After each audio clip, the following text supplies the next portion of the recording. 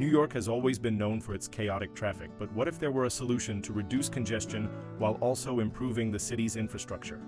That was the promise of congestion pricing, an ambitious project that had begun to be implemented but is now facing a major setback. The Trump administration decided to shut down the program, arguing that it unfairly penalized workers and small business owners. But does this decision truly benefit the population? And what will be the impacts on the city's economy and public transportation? Today, we'll analyze this sudden reversal and understand how it could affect New York and even American politics. Imagine living in a city where driving to work or making a delivery means paying an extra fee just for crossing certain streets. Sounds unfair, doesn't it? That was the reality in New York with the controversial congestion pricing, an initiative designed to reduce traffic in Manhattan and generate billions for infrastructure. But now the Trump administration has decided to put an end to this charge, and the city is divided. On one side, drivers and small business owners are celebrating the end of the urban toll. On the other, public transportation advocates and urban mobility experts warn about the consequences of this budget cut. Will this move truly benefit the working class, or is it just a way to protect political interests? And more importantly, how will this decision impact the economy, businesses, and the financial lives of those who rely on transportation in the city? Today, we're diving into the details of this unexpected turn of events, analyzing its impact on traffic, public finances, and even the election race. By the end, you'll have a clear understanding of what's at stake and how this could affect the wallets of New Yorkers and investors in the city. The Trump administration took a bold step by revoking the authorization for New York City's congestion pricing, a program that had been in place for only a few months. According to federal officials, charging tolls to enter Manhattan went against the interests of workers and small businesses. This move brought relief to some and outrage to others, adding yet another chapter to the ongoing battle between regulation and economic freedom. But was this decision really made out of concern for the people? Many experts believe there's political strategy behind it. The former president, who has a complicated relationship with the city, never hid his opposition to the program and took the first opportunity to dismantle it. Beyond the economic aspect, the decision carries symbolic weight. It demonstrates that the federal government still holds significant power over local policies, even when they are already in motion. Now, the big question is, what will the consequences be? Without the millions that were supposed to be raised through the toll, where will the city find the funds for infrastructure? And more importantly, does this decision truly help workers? Or does it simply reinforce dependence on private transportation, making traffic even worse? The debate is just getting started. The congestion pricing proposal wasn't just a random fee, it was a model inspired by cities like London and Singapore, where similar measures drastically reduced traffic congestion. New York City's plan set a 9 toll for drivers entering Manhattan. South of 60th Street during peak hours, overnight the fee dropped to $2.25 to help balance traffic flow. The logic was simple: fewer cars would mean less congestion, lower pollution, and of course more money to invest in the city's public transit system. With increased revenue, the MTA Metropolitan Transportation Authority could improve trains and buses, benefiting millions of daily commuters. In theory, the plan seemed promising, but in practice many drivers saw the toll as an unfair financial burden. After all, those who couldn't afford it would be forced to find alternatives that weren't always practical. Additionally, the fee disproportionately affected small business owners, rideshare drivers, and workers who rely on their cars. While large companies could absorb the cost or pass it on to customers, the same wasn't true for those whose livelihoods depended on daily transportation. The plan promised discounts for low-income drivers, but many argued that the eligibility criteria were too restrictive and that the toll ultimately punished those already struggling financially. The idea behind congestion pricing was straightforward: reduce the number of vehicles in Manhattan while also generating revenue to modernize the city's infrastructure. The MTA Metropolitan Transportation Authority, which oversees public transit, estimated that the program would raise billions of dollars funding improvements to the subway, buses, and other transit services. The goal was to make urban mobility more efficient and sustainable, benefiting both commuters and the environment. In practice, the theory seemed to hold up.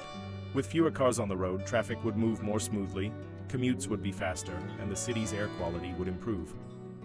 Additionally, cities that had adopted similar policies, such as London and Stockholm, had reported significant improvements. In New York, initial data already showed a 7.5 decrease in the number of vehicles in the congestion zone and up to a 30 reduction in travel times during peak hours.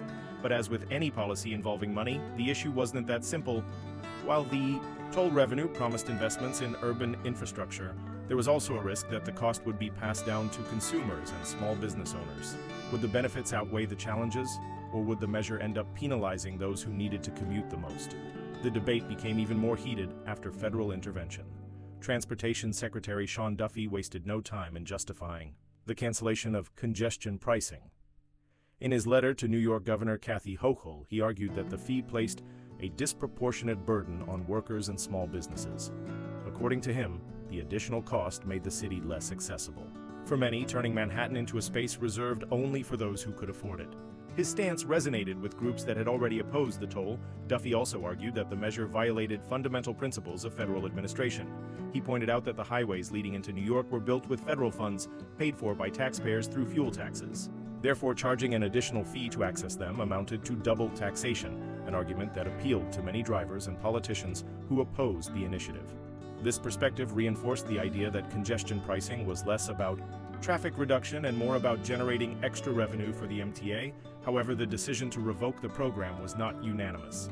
Critics argued that Duffy ignored the positive initial impacts of the measure and focused solely on the dissatisfaction of specific groups. Additionally, many questioned whether the accessibility argument truly held up or if it was just a political excuse to dismantle an initiative that conflicted with the federal administration's interests. What is certain is that the controversy is far from over. One of the biggest complaints against congestion pricing was the lack of free alternatives for those needing to enter Manhattan. Unlike other cities that implemented similar programs, New York did not offer viable new transportation options for those who didn't want or couldn't afford to pay the fee. Drivers argued that there were no toll-free roads, essentially turning the charge into a mandatory toll for accessing the city. The impact was even greater on workers who had no choice but to rely on their cars instead of public transportation. Many small business owners, delivery drivers, and service providers depend on their vehicles to operate. For them, the fee was an additional cost that reduced profit margins and increased service prices. Companies that made daily deliveries, for example, had to pass some of the costs onto customers, raising the final price of goods and services in the city. Another controversial point was the government's justification for implementing the fee. Critics argued that instead of directly improving roads or offering new incentives for alternative transportation, the money collected would go to the MTA, Metropolitan Transportation Authority. This raised doubts about the program's true intent. Was it really about reducing traffic or just a new form of disguised taxation? The debate continued, and the program's revocation reignited these discussions. The repeal of congestion pricing did not go unchallenged. The MTA, Metropolitan Transportation Authority, responsible for managing New York City's public transportation system, filed a lawsuit to try to block the federal government's decision. According to the agency, the measure was already bringing clear benefits to the city, including less traffic, faster commutes, and even improvements for emergency vehicles. They argued that canceling the program now would be a major setback. The MTA's lawsuit contends that the federal government approved the program after years of studies and rigorous environmental reviews. More than 4,000 pages of environmental assessments were supervised by federal agencies before the plan was given the green light. Additionally, the fee had already been in effect for months, and dismantling the program now would mean wasting millions of dollars already invested. The agency also pointed out that congestion had decreased by 7.5 since the fee's implementation. However, the legal battle promises to be long and complex. The federal government argues that it has full authority to revoke the program, while the MTA insists that the decision violates New York State's autonomy. The dispute goes beyond technical issues and has turned into a political and economic conflict, with direct impacts on traffic, infrastructure, and even public perception of how the city should be managed.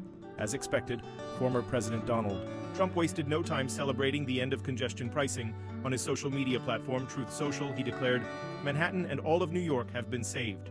Long live the king." The triumphant and exaggerated tone of his post reflects his long-standing opposition to the program. Throughout his campaign and presidency, Trump had been a fierce critic of any policy that increased costs for drivers and small business owners. Trump's celebration also carries significant political weight. New York City, especially Manhattan, has long been one of his primary targets, both for economic and personal reasons. Many believe that his opposition to the fee had a symbolic factor as well, given that his former residence, Trump Tower, is located in the heart of the congestion zone. By positioning himself against the measure, he reinforces his image as a defender of the working class and an opponent of what he calls elitist policies. However, not everyone shared Trump's enthusiasm. Many argue that his celebration ignores the measure's positive impacts, such as reduced traffic and investments in infrastructure. Experts point out that while the fee was unpopular with some groups, it could have led to long-term improvements. With the program suspended, the city once again faces the challenges of an outdated transportation system and congested streets. The question remains, will this decision be final, or will new regulatory attempts emerge in the future? New York Governor Kathy Hochul did not take the federal government's decision to block congestion pricing lightly.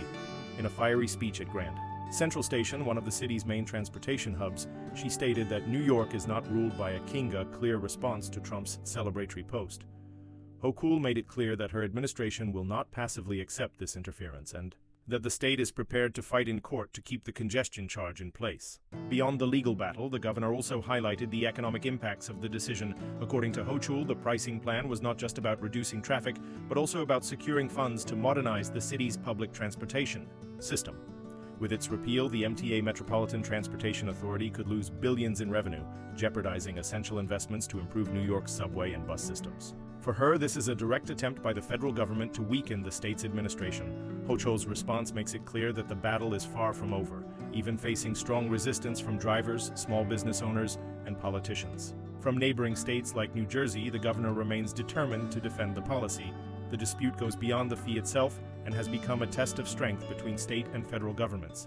The outcome of this confrontation could shape the future of urban mobility and infrastructure in one of the world's busiest cities. Despite controversies and resistance, the first few months of congestion pricing had already shown tangible impacts on New York's economy and urban mobility. Data from the MTA Metropolitan Transportation Authority indicated a 7.5% reduction in traffic within the pricing zone, with 2 million fewer cars circulating in Manhattan. This not only decreased travel times, but also made it easier for small business owners, workers, and tourists to access various parts of the city. Interestingly, contrary to what critics predicted, the local economy did not suffer an immediate negative impact. On the contrary, numbers showed an increase of 5 million visitors to commercial areas in downtown New York compared to the same period the previous year. The cultural sector also saw benefits. Broadway box office sales grew by 17%, an unexpected figure for those who feared the fee would drive away audiences. These signs suggested that the charge could actually contribute to a more organized and attractive city. With the abrupt end of the program, a major uncertainty arises regarding the future of the city's infrastructure. Without the expected revenue, essential projects to modernize the subway, bus system, and roadways could face delays or even cancellations. Additionally, experts warn that traffic is likely to increase rapidly again, undoing the progress that had been achieved. Now the question is how the city and its leaders will respond to this sudden shift and what strategies they will adopt to balance mobility, economic growth, and quality of life. The decision to revoke congestion pricing does not happen in isolation. It is part of a larger political chess game. Governor Kathy Hochul had already been handling the issue cautiously, even postponing the implementation of the fee to avoid negative electoral consequences. The measure was especially unpopular in districts outside of New York City, where many voters saw the charge as an additional burden on the middle class and small business owners. Now, with the toll canceled, the political response is even more intense, with Republicans celebrating the decision as a victory against punitive policies targeting workers. This reversal could also have a direct influence on the national political landscape. Donald Trump, who had long criticized congestion pricing, seized on the government's decision to strengthen his image as a champion of the people against unfair taxes. His celebratory post on Truth Social, where he declared that Manhattan and all of New York have been saved, was not just an attack on Hochul, but also a strategic move to solidify his voter base. At a time when debates over taxes, infrastructure, and urban mobility are gaining momentum, this decision could have ripple effects on the presidential election.